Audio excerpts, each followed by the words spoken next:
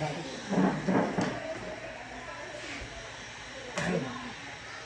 afternoon everyone, I'm Yashin C. Basilio and on my left side this is and this is okay. So we're going to disassemble a system unit. First thing we're going to do is attach all the cables from the motherboard.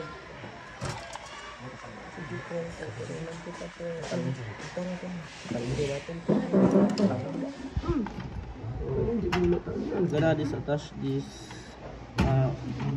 wire from the power supply.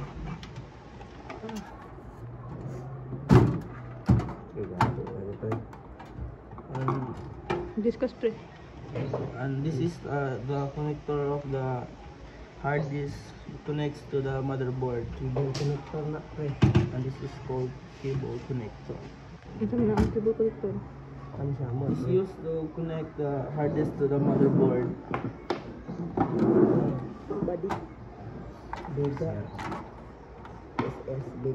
And then we're going to remove this. And I'm gonna remove this wire from the exhaust heatsink pump from the motherboard. So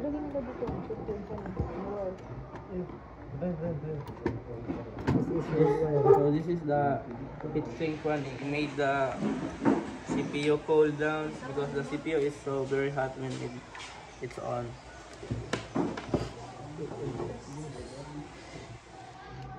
And this is the important one of the system unit. This is the CPU. It's the brain of the computer, and it processes all the data that you're doing in the computer. So you're gonna be careful of this because this is so very important to the system unit.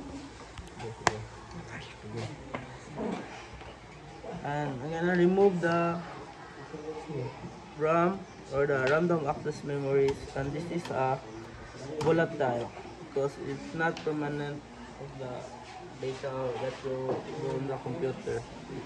And when you turn off the computer, the data will be deleted.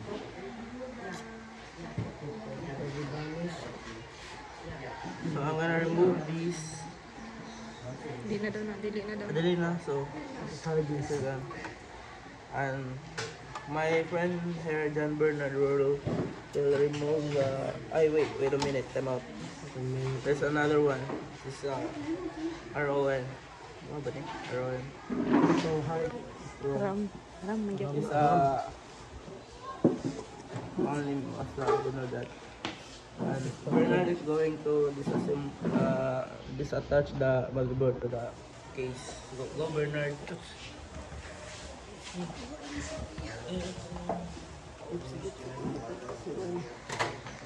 So we're going need to start screw.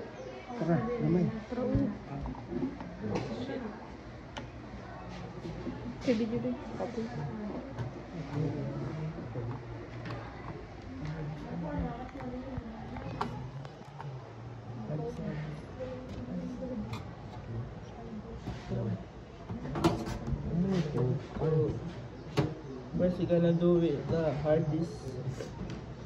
Remove the hard disk, and it's a non-volatile components of the computer. It holds all the memories and it's a permanent.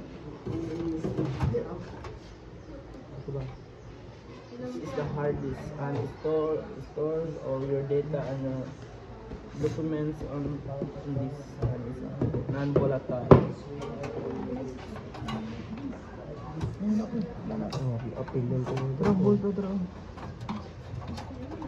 So we're going to remove the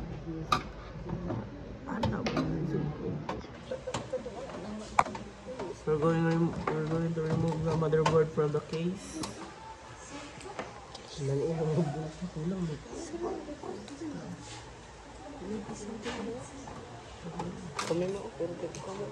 And the board was done. Kita na sa niya. Yeah, stop ko na yung mahuman sila. This is the motherboard.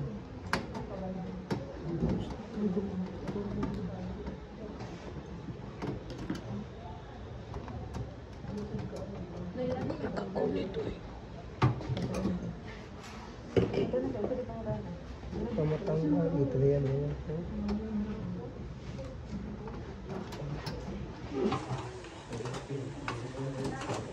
This is the motherboard. Ay, ito tanggal sa pangalaman. Yeah, I explain.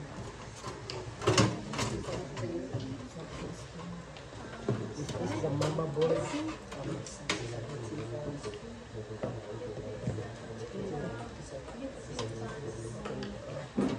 Going to remove the audio from the casing. So this is the motherboard and it's run. Oh shit,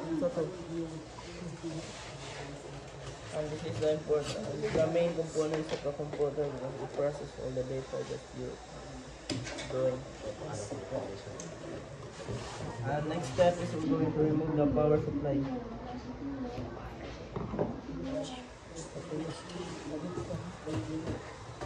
Dalihan ninyo.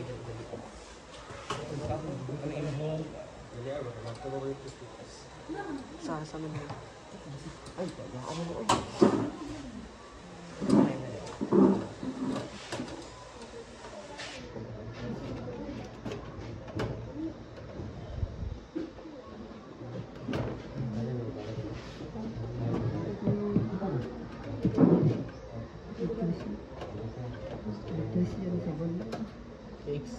Explain para mo na.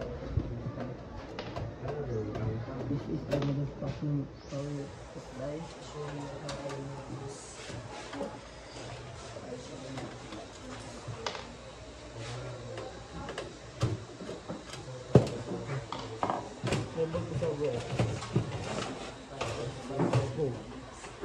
This is the mother supply and